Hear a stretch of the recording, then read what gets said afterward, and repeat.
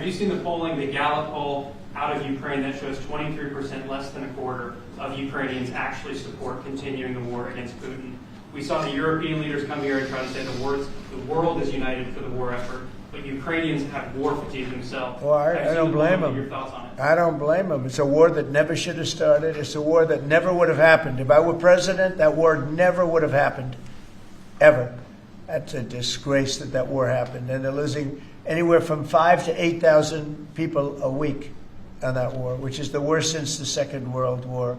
That's a war that should have never happened. And if you consider Would have never happened. And it didn't happen for 4 years. When I was here, it didn't happen. Go ahead. Have you considered cutting funding, even promises made by the Biden administration? Well, we're not spending any money on the war. You know, we're being paid for everything we said. Unlike Biden, he gave them $350 billion.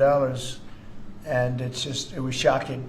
We're not spending any money on the war. The war is being funded by NATO. NATO is buying our equipment. In fact, I don't want to make money on that war. I don't want to.